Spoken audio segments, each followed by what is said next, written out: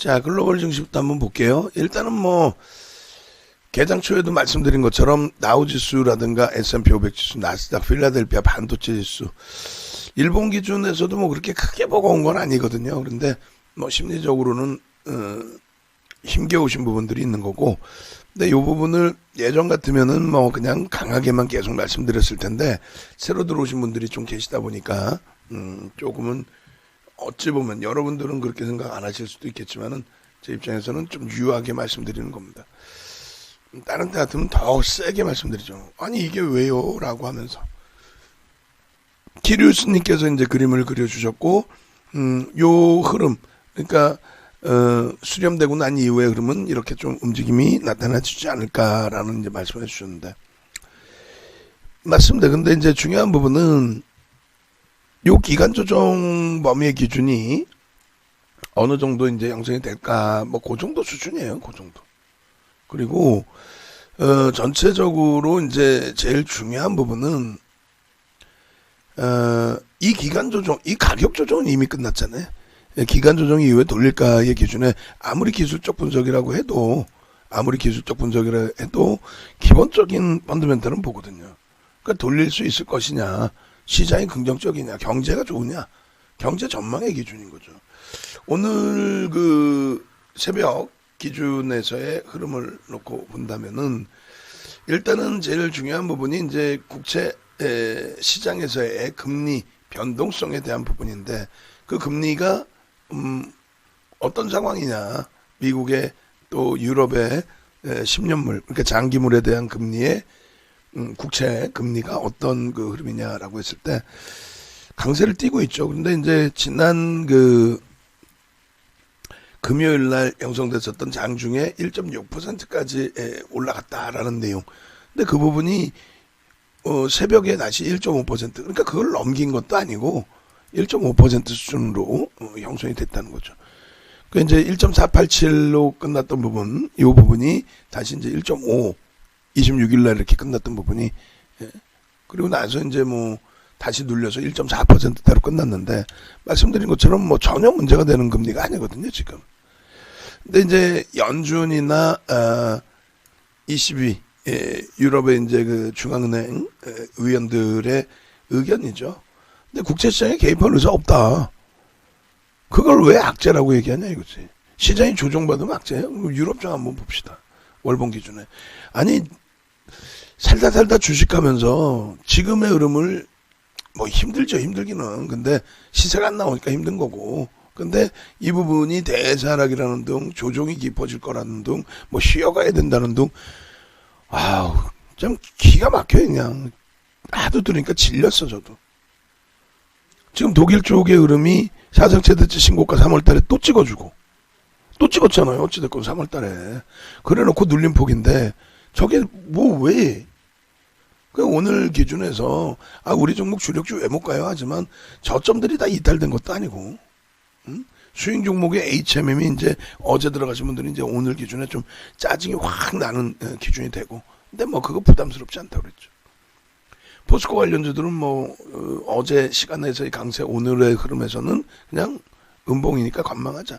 HMM은 일단 확인할 수 있는 게 여러 가지가 있었으니까 진입을 하는데, 일단은 JP모건 쪽에 그러면 매도 물량이 뭐 얼마까지 나오는지, 이들이 이제 가져갔던 물량 144만 주 이외에 뭐 추가적인 물량이 있는지, 앞으로 뭐 80만 주를 더 내다 팔 건지.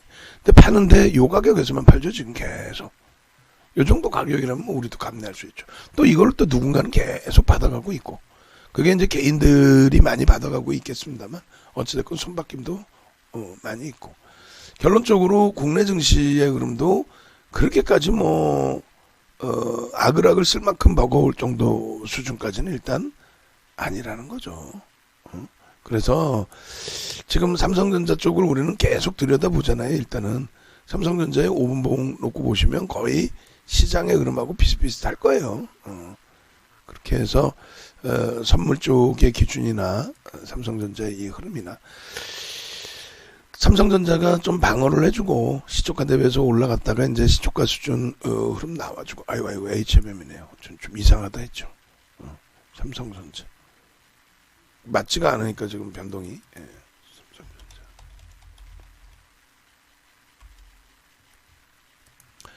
5분봉 보시면 비슷비슷할 거예요, 지금. 그죠? 그렇게 해서 삼성전자 쪽이 이제 5분봉 기준에 슬쩍, 시초가가 요거란 말이죠. 82,600원. 그 시초가를 살짝 이탈시키다 보니, 예? 그러다 보니, 지수 자체는 더 밀려요. 그러니까 함부로 삼성전자 조정받아야 된다. 이런 얘기 좀 시중에서 안 했으면 좋겠어요.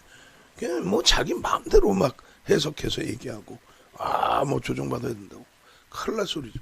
여기서 만약에 삼성전자가 더 미끄러졌다가는 시장 자체가 패닉이 오죠. 하이닉스보다 그 제한적으로 움직임이 있었기 때문에, 예? 하이닉스보다 제한적, 하이닉스 막 신고가를 뚫고 올라왔잖아요. 그러다 보니까 이제 눌림폭도 제한적이고, 하이닉스는 좀 어제 또 14만 7천 원, 또 시간에 14만 8천 원, 이쁜 짓거리 한다라고 했더니 또 밀려. 그러니까 14만 원에 대한 안착 기준의 공방, 뭐 이렇게 해서 그래도 크게 무리는 없어요.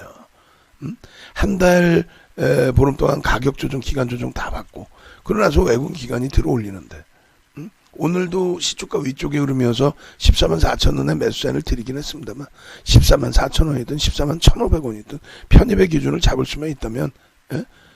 공식적으로 오늘 한 차례 더 그럼 발송을 합니다. 뭘 발송을 할 거냐면, HMM을 제외한, 그러니까 주력주 HMM을 제외한 나머지 수익 종목은 이동 압축 전략, 이동 압축 전략. 그렇게 해서 공식적으로 문자를 한 번 더 발송을 할게요. 안타깝지만 이번이 뭐 기회죠. 이 정도로 하방을 잡고 있다라고 한다면, 이 정도로 하방을 잡고 있다라고 한다면, 그래서 많은 분들이 지금 뭐 힘내자 이렇게 하고 계시는데, 당연히 힘을 내야죠. 힘을 내야 되는 기준이 맞고, 지금의 기준을 공포감을 가질 위치는 절대 아니라는 거고, 이거를 지금 공포감을 갖는다라는 자체도 그것도 이제 좀 말이 안 되는 거예요. 그래서 공식적으로 2차적인 범위의 기준을 설정을 해서 말씀을 드리겠습니다. 그래서 일단은 우리가 압축 전략의 부분을 1차적으로 발송을 했어요. 좀 많이 주력주에서 추가 편입할 여력이 없고 현금 비중이 없다. 꽉 채워놨다. 이렇게 된다면, 그렇다면은 그 기준에서 버거우시지만은 수익 종목군들을 정리를 해서 오늘 하루만 기준을 잡으시라는 거죠. 오늘 하루의 기준에서 과연 어느 쪽이 가장 먼저 오늘 당장이 아니더라도 돌릴 수 있을까의 기준. 여전히 뭐 주력주의 기준이다라고 말씀을 드리는 겁니다. 그래서 일단은 어찌됐건 현재 기준의 흐름들 압축 전략까지도 단행할 수 있는 기준으로 설정을 하자라는 말씀을 드리는 거고, HMM은 하방 경직성이 월등히 좀 나와주고 있어요. 그죠? 지금 기준에서는 요 가격에서 최저점을 이탈시키지 않고, 뭐 모관이나 UBS 쪽의 흐름이 어떻게 될지는 이제 더 확인을 해봐야겠습니다만, 그래서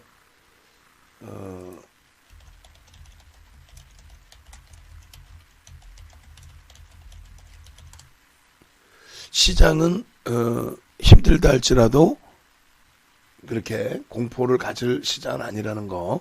그리고 니케이가 1.7까지 상승 하락폭이 확대돼 있지만 그 부분도 이제 뭐 어마어마하게 버거운 수준은 일단 아니라는 거. 그리고 글로벌 시장 미국장의 조정에 있어서의 흐름 역시도 뭐 어떤 큰 문제가 발생돼 있는 내용이 아니고, 지금 금리 자체도 이제 뭐 금리가 추가적으로 올라서 뭐 어쩌고저쩌고 해봐야 결론은 26일 대비해서 장중 저점이 이렇게 확대되어 있지 않다라는 거.